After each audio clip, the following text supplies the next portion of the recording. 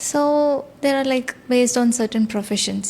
Let's say ఎవరైనా continuous writing ప్రొఫెషన్లో ఉన్నా లేదా keyboard usage as you said లేదా any other profession they have a habit of like కాసేపు రాసిన తర్వాత చెయ్యి ఇలా ఫ్లెక్స్ చేస్తారు లేదా నకిల్ క్రాకింగ్ చేస్తారు. సో అలాంటివి do they end up with arthritis or bone loss or any other thing beyond that? It's nice question. ఇప్పుడు ఏంటంటే ఇప్పుడు మీరు చాలాసేపు ఇట్లానే ఒక పొజిషన్లో ఉన్నారు. Your muscles are station in that position. So అదేంటంటే స్పాజంలోకి వెళ్ళిపోతుంది. మజిల్స్కి ఏంటి కొంచెం మూమెంట్ కావాలి. ఇప్పుడు మనం బస్సులో ఉదాహరణకి ట్రైన్లో ఫ్లైట్లో కూర్చొని అదే ఒకటి పొజిషన్ కూర్చొని లేవాలంటే కష్టంగా ఉంటుంది. Even the leg swapping habit also. Exactly. So అందుకని మనం ఏం చేయాలంటే మధ్యలో కాళ్ళు లేదా చేతులు అది చేసుకుంటూ ఉండటము. సో అప్పుడప్పుడు మీరు ఇట్లా టక్ మన శబ్దం వస్తుంది. మెయిన్గా నకిల్స్.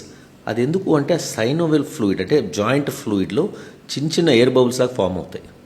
సో అది మనం క్రాక్ చేసినప్పుడు ఆ ఎయిర్ బబుల్స్ బర్స్ట్ అయ్యి మనకు ఆ క్రాక్లింగ్ సౌండ్ వస్తుంది. It feels nice.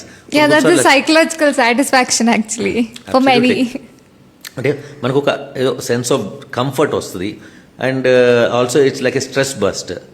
కానీ ప్రాబ్లం ఏమవుతుందంటే కొంతమందికి నర్వస్ పీపుల్ ఇంకా అదే పని చేస్తూ ఉంటారు. That gets habituated. ఎగ్జాక్ట్లీ. అది హ్యాబిట్ అవుతే ఏమవుతుందంటే అండి మనం లిగమెంట్ని ఎక్స్ట్రా స్ట్రెచ్ చేస్తున్నాము. The joints will become unstable.